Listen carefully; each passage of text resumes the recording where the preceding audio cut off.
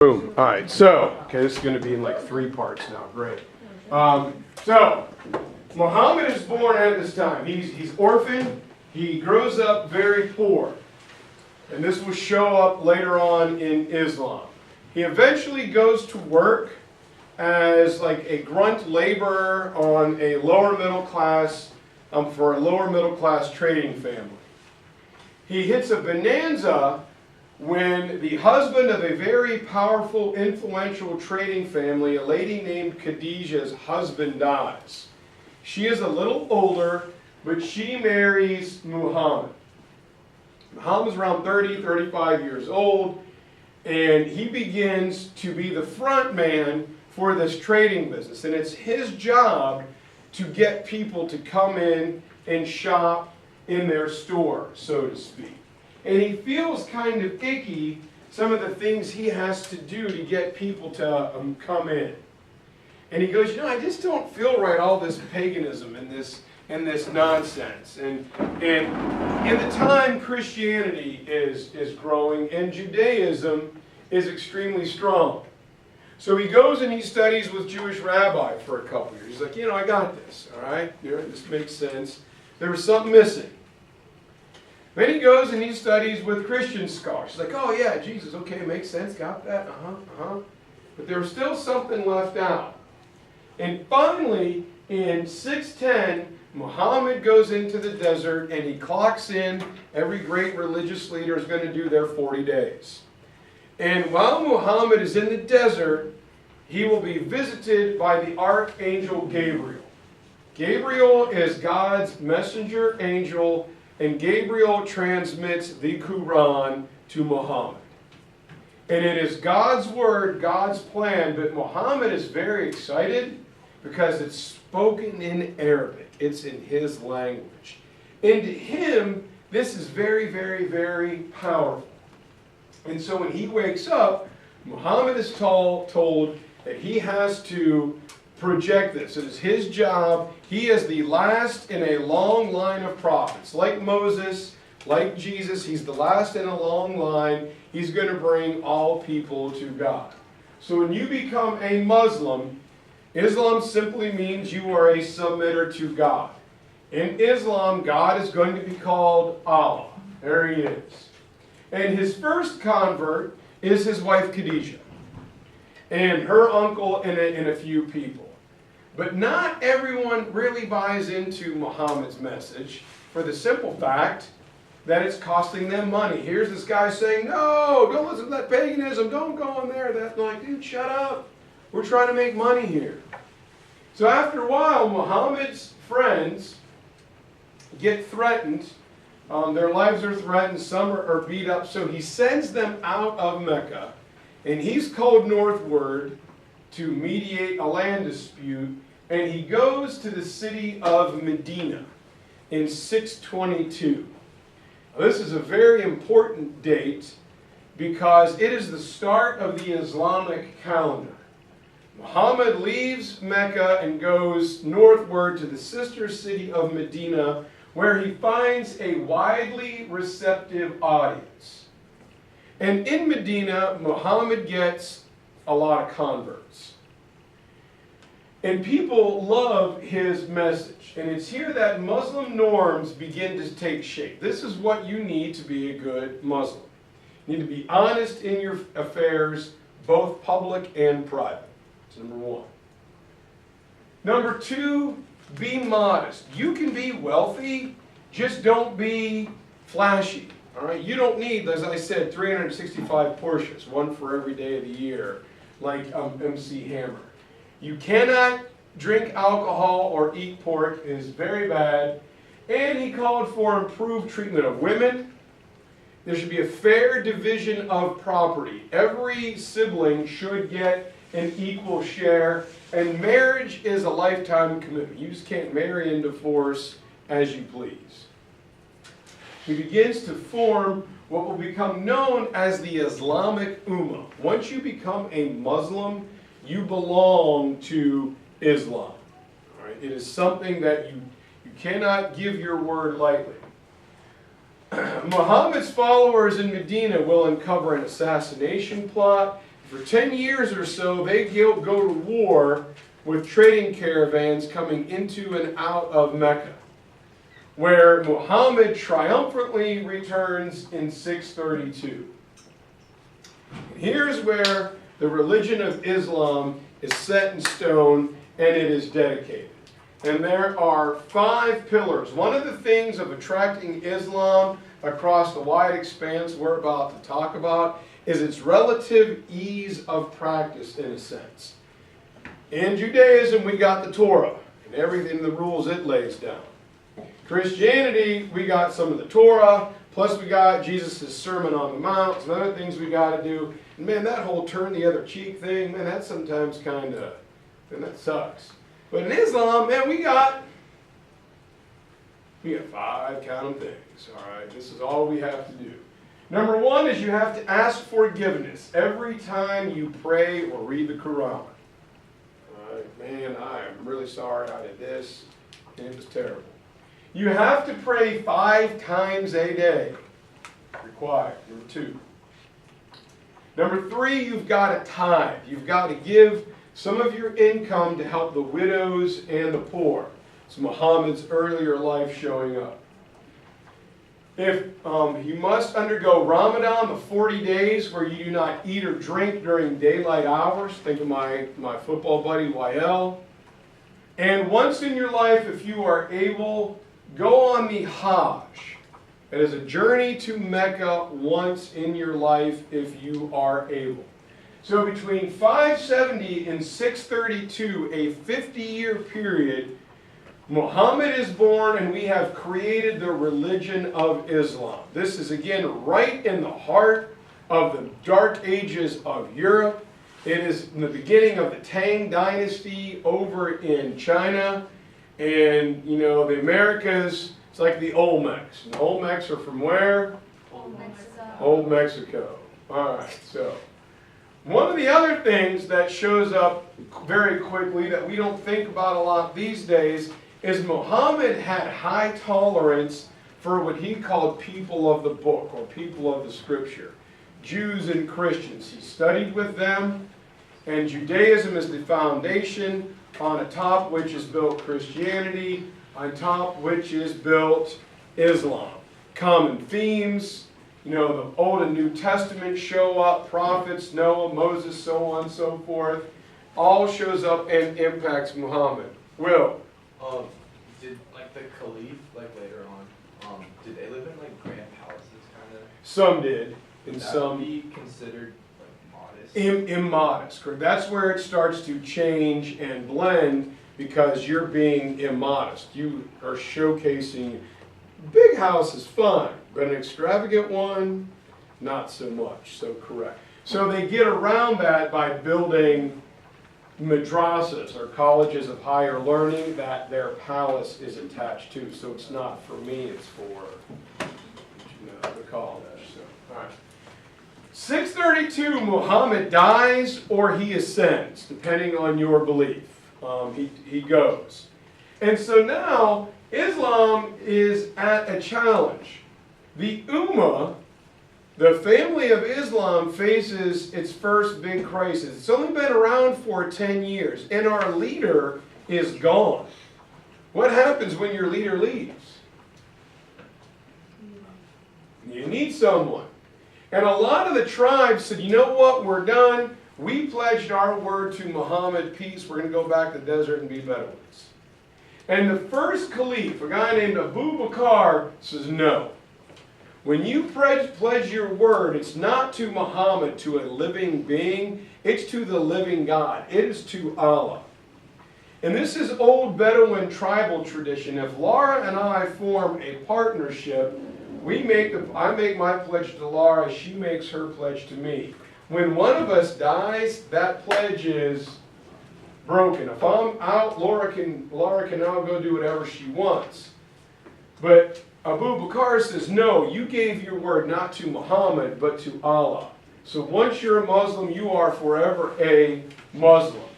And this changes the ancient Bedouin tribal society. It's now going to create something new. One good thing about the first 5 caliphs is all 5 of the first guys knew Muhammad. They studied with Muhammad, they ate with Muhammad, they traveled with Muhammad. Think of them as Muhammad's 12 apostles, all right? This is Peter and Paul and the guys hanging out with Jesus. They were with him every day. So the next 100 years are super exciting because from 632 to 732 is the quickest expansion of a religion in world history. Islam explodes from Arabia over into Africa, straight up into Europe, and over deeper into Asia. It goes 3 directions. It just explodes. From 640 to 650, out of Saudi Arabia and all of Mesopotamia, the Tigris, Euphrates rivers, what is today Iraq, Syria, Jordan, into Turkey, are brought under Islamic rule. Going into the 700s, Islam will make it as far eastward as to the Indus River Valley, all right, where Alexander the Great stopped. Over in the west, by 710, it's all the way across North Africa from Egypt to Morocco, and it's up into southern Spain. Islam keeps growing all the way up into northern France at the Loire River, where Charles Martel will finally halt Islam in 732. Battle of Tours, or Tours, whatever you want to say.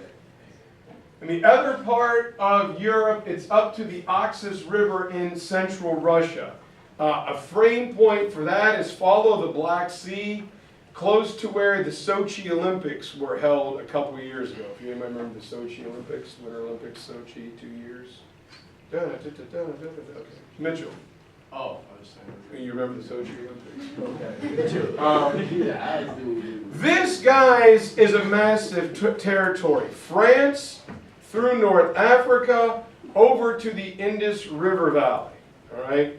The Indus River Valley stopped Alexander the Great. Islam went north and west and then northwest. It is a massive amount of territory. Should we get an essay on this? Global historical context. The spread of Islam took place during the heart of the European Middle Ages. A case can be made that the spreading of Islam and their fighting with the Byzantine Empire actually allowed Western Europe to sit on the stove and, what's that analogy I told you guys? Stew and stir. It allowed Western European culture to be created because the world was dealing with Islam. Reasons for success are many. Number 1 was the ease of practice. Declare that you're a Muslim, and you got to do the 5 pillars. There were 5. Number 2, there was an open, peaceful society. All Muslims were equal. There was no major social class distinctions. In all other areas of the world where social class has been, nobles, a little bit of merchants and artisans and peasants, being equal sounds outstanding. Look at the news the last month. What was one of the stories you hear about every day? Does anybody watch the news? Well, the camp outside, locally here, I was even better. Locally here in North Carolina, HB2. All right. So you hear about HB2 equality on the news every day. Well, go back to where you were a freaking peasant forever, and now some dude says you're equal. What are you going to do? I'm in. Woo! Let's do that, Iris. So does that mean there were no social classes? No social class distinctions. We are all good. All right. So, man, I'm signing up for that one. All right. Eternity loose. The other thing that cannot go understated, Harrison, Will's attention will go if you bother him, and then who knows what will happen to Alex, and then they'll infect Jack, and Mitchell's already laughing. So focus. All right. All right. The leadership of the caliphs, the generals or the emirs, and the fighters was extremely good. These were well-led groups of people. They were all family tribes that have blended together, and their leadership was impressive. They stayed focused, they stayed on task, and they believed, you know, for the most part, in what they were doing by spreading Islam. Another thing that aided kind of factors into the open society, in the area, in the region, North Africa and the Middle East, many people were trapped between two empires. The Christian Byzantine Empire and the Sassanid Empire, kind of a Persian empire. And the people were either tired of getting sandwiched in between the fighting or paying exorbitant taxes so the fighting can be conducted. Is that one of ours? Is that some weird guy? He did look in the window, so I can't help him. All right. So, we want to escape the heavy taxes. The other thing that comes in is the economic factor. Yasmin, what did we say early on? Muslims were traders. The Muslims are trading stuff. They're going to connect the Silk Road. They're going to tie it over from China. They're now going to bring it into the Middle East and over into Africa. It is that trading spot.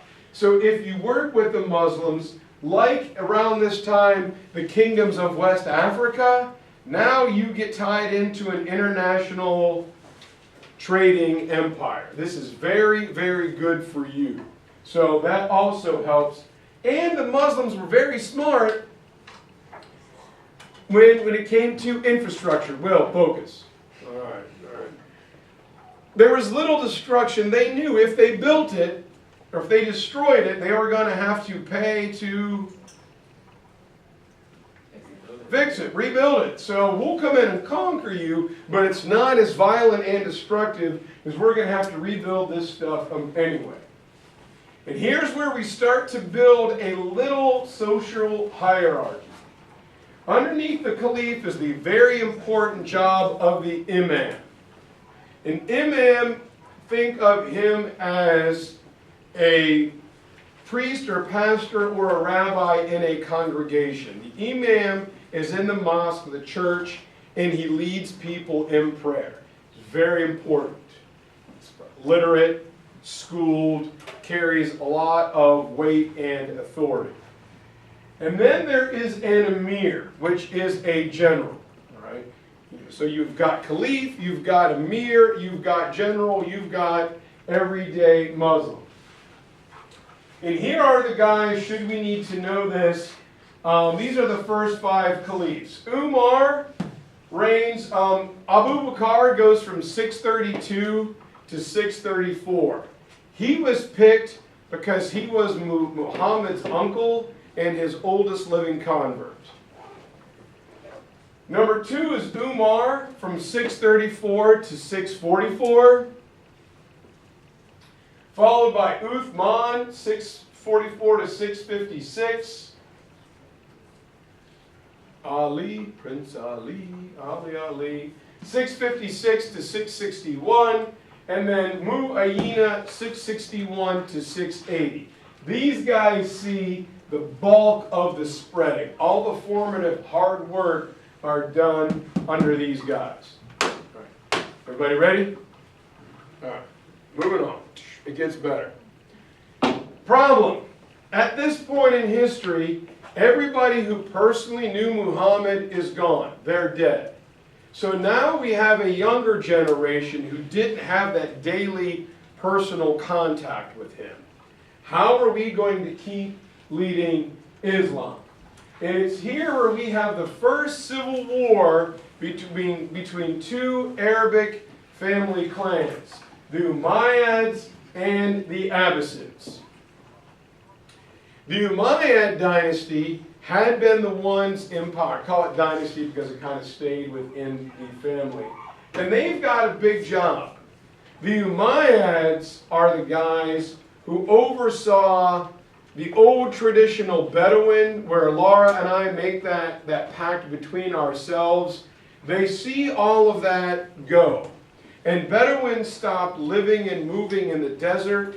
and they began settling in urban areas. So they oversee a total cultural switch between the Islamic eras. And they are on the seat when Islam goes from the Atlantic to the Indus River Valley. And their capital will be in Damascus, Syria. Something you may hear in the news a lot. You know, ISIS is in Damascus, they're blowing up Damascus, and everybody in Syria is running northwards to Turkey. They will lose to the Abbasid dynasty, and they're going to take over in 750. Right in the heart of the Middle Ages, just a little bit before Charlemagne. And they move the capital to Baghdad in Iraq. And you can still see, well, you used to be able to see visible signs of the Abbasid architecture in Baghdad. There's not a whole lot of it left now. So, anyway. And this is the way it goes until we get to the late 900s.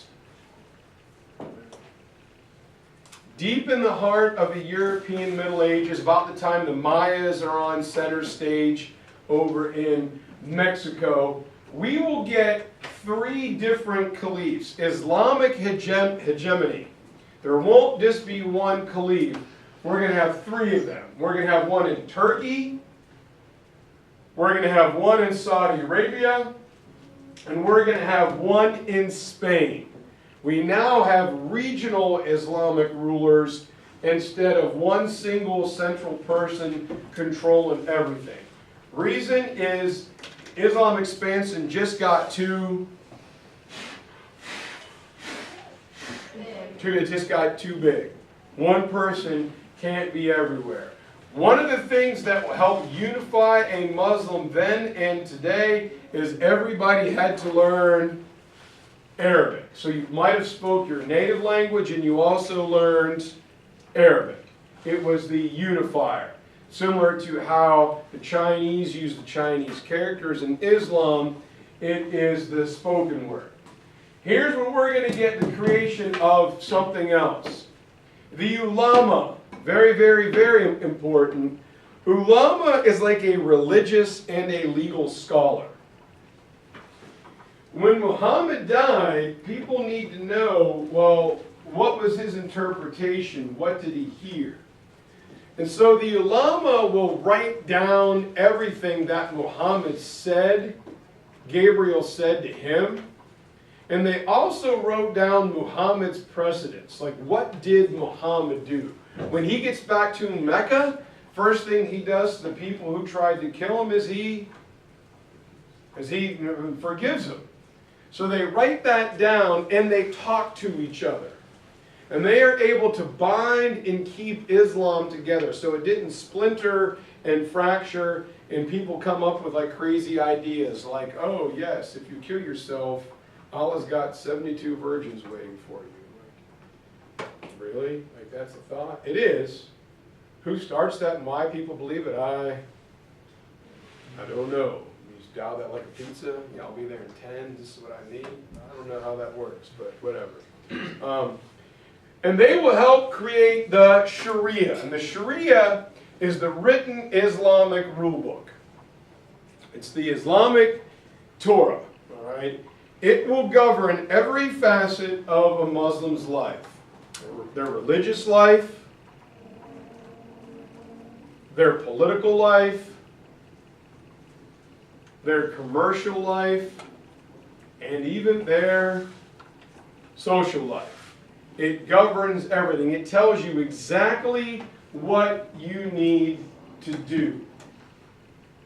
And what keeps Islam going is the simple, straightforward message, the strength of the Quran with the ulama to interpret it, and the Sharia, the Cliff Notes version. This is all we have to do. The other thing going on at this time is that if you became a Muslim, you did not have to pay taxes. Conquered people who didn't convert did. They had to pay tribute, number one. Also, Jews and Christians, while left alone, did have to pay a small head tax. And the problem for Islam, as we will continue forward, well, if everybody converts to Islam, what is nobody paying? Taxes. So a new thing is created called the Diwan, where it's a registry where the oldest families that converted to Islam pay the least amount of taxes. It's a way to keep Arabs in the forefront of the religion. Does that make sense? All right. Now, here's where we're going to have another big breakup. Here's where we're going to create the dominant branches of Islam. First of them is the minority position. They are Shiite Muslims. Shiites today live primarily in Iran. They believe the Caliph must be a direct blood descendant of Muhammad through his daughter Fatima.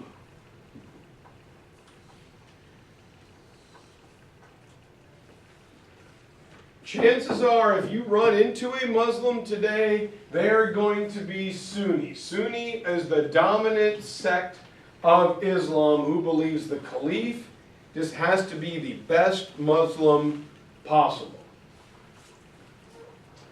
Later on, we're going to add in Sufis. Sufis are missionary Muslims. Also can be like hippie Muslims. All right, very nice, friendly, able to blend. I think of, this is probably a horrible analogy, the movie Cars, the Volkswagen bus, all right, would be a Sufi. Hey man, it's all right. You know, we'll kind of work with that. Yes, ma'am. Didn't the split happen like directly after Muhammad died? Not quite directly after Muhammad. It was after the Civil War. All right. Achievement during this early period, and I'll come back to this stuff later. Achievement. Muslims were great artisans. They're great traders. They were accomplished in metal and iron work, sword making, weapon making, and art. They were extremely good at growing agricultural products in a dry desert climate, everything from cotton and to a lot of medicinal herbs that were made into medicines. Like things how to cure a toothache, how to cure a headache, how to remove an infection. Muslims were highly medically advanced. They add their adaptations to the arch and the dome from Rome instead of a thick, like steep slope from like the U.S. Capitol building. Islamic domes covered a bigger area, but were a little flatter. Think of like the dome of like a sports stadium or the Hagia Sophia in Turkey. Literature. They began to write fanciful tales like Sinbad the Sailor, Ali Baba and the 40 Thieves, Aladdin and the Genie. Did you touch my lamb? Did you? All right.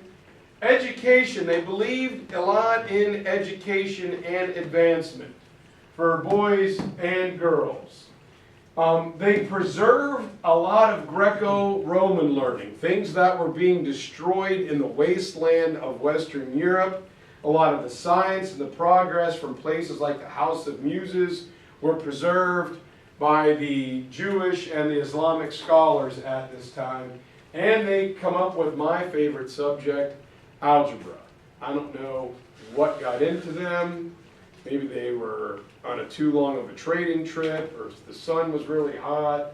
But if you wanted a number to be a number, why did they make it a letter? It makes sense in your guys' world. I'm still trying to figure it out. That's okay. By 731, the Muslims have set up in Spain, and they will create Moorish culture. So if you've got Senor Stewart, tell him you really love Moorish culture, and that you've got a day right there, and ask him to show you his pictures. So we'll come back to that other stuff in a second. Here's where Muslims will differ from other religions. Muslims, whether Shiite, Sunni, or Sufi, are defined by orthodoxy. Orthodoxy is what you believe. All Muslims, Shia or Sunni, believe the same thing and they do it the same way. A lot of other religions can be defined by their orthopraxy, which is the practice of your religion. So, to use Christianity as an example, all Christians believe the same thing.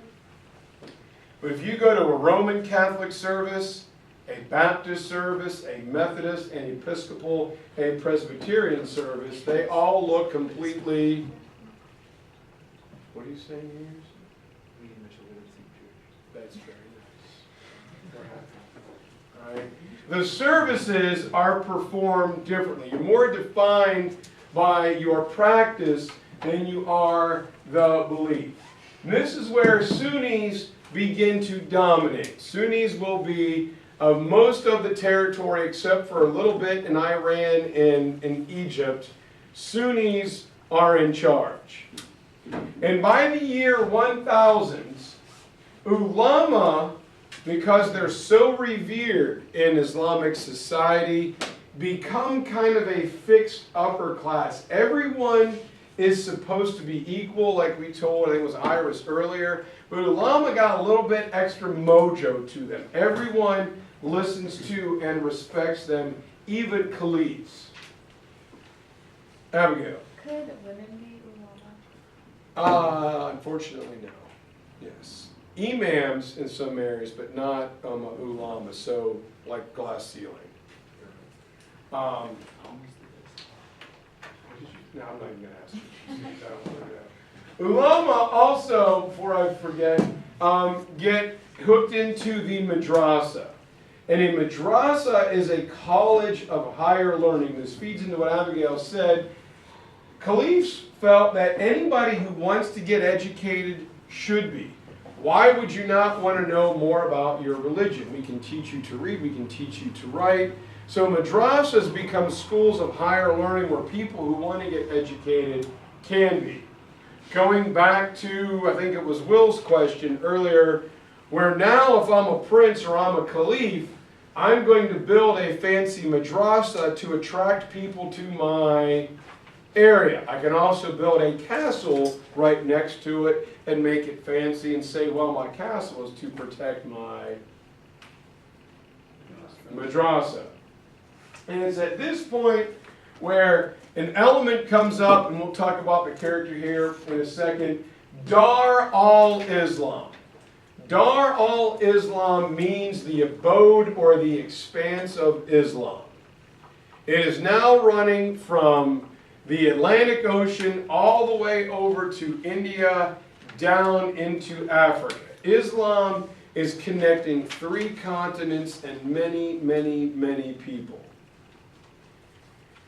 And one of the guys that begins to patronize Islamic works of art and madrasas is a guy named Harun al-Rashid, who kind of helps coin the abode of Islam. He is the Lorenzo Medici of Islam. He's the guy that patronizes or signs on to and conscripts a lot of fancy, bright, beautiful works of art. While he is doing this, over in Spain, we have Abd al-Rahman the first and the third, a grandpa and a grandson. And they will build the famous Alhambra Mosque and Castle in Cordoba in southern Spain.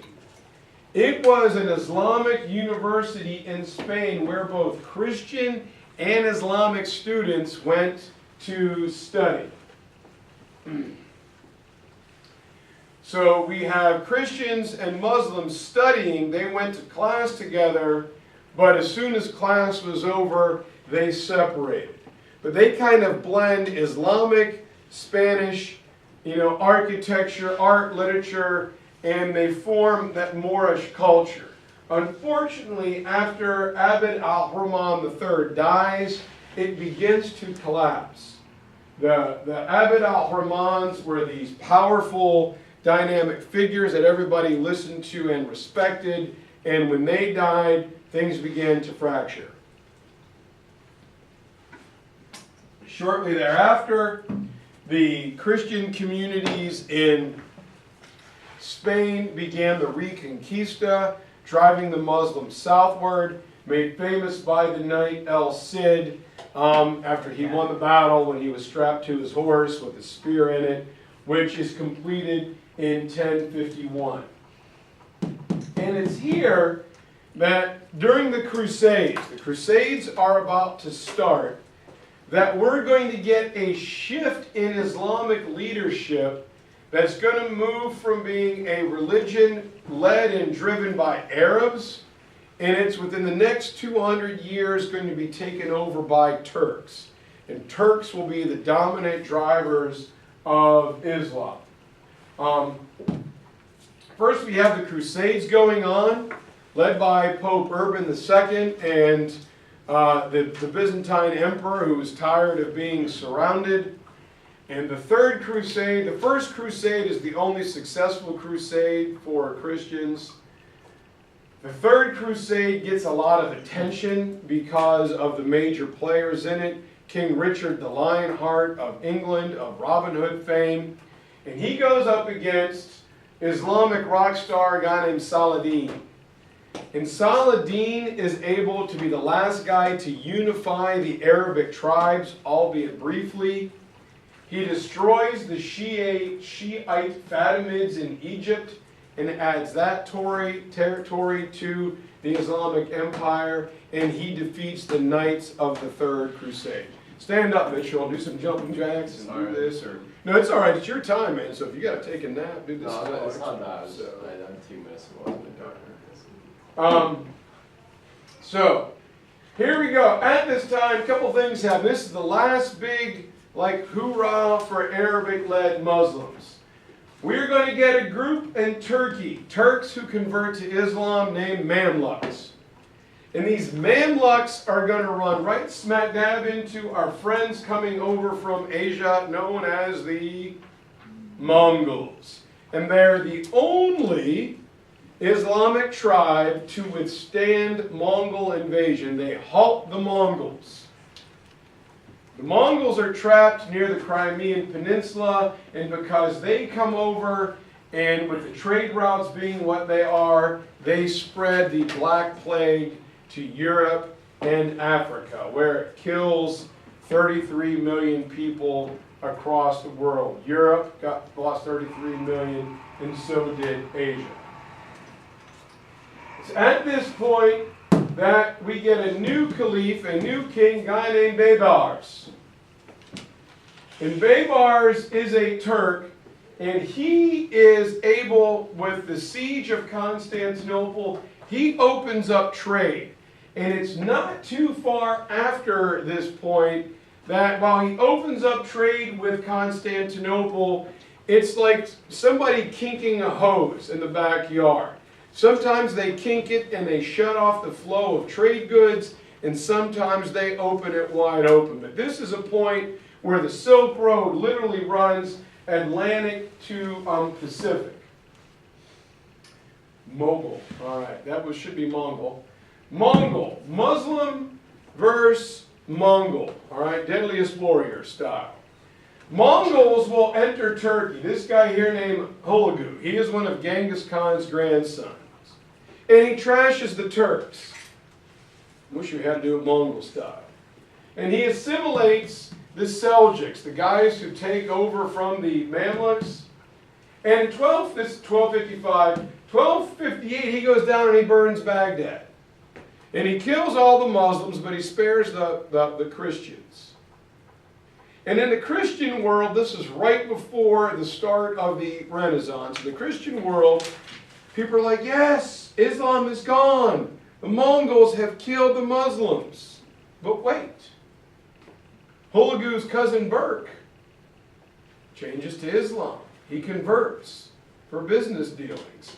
And the two cousins get into a fight. Each of them has 25% of the Mongol army. And it's Mongol versus Mongol. and Hulgu loses, and Burke emerges victorious, and Islam survives. But the fighting of the cousins shows a definite breakup of Mongol hegemony, Mongol unity. And this will start the boomerang phase of the spread of Islam due to the Mongols. One of Bayber's descendants was a guy named Tamerlane. He is the half Mongol, half Muslim warrior who goes from the Middle East across South Asia in the heart of the Islamic Renaissance. And he will conquer territory all the way to modern-day India. He claimed he was doing it for religious conversion, but in his wake he leaves nothing but death, pestilence, and destruction, making it very difficult for those areas to recover from the destruction that he dealt.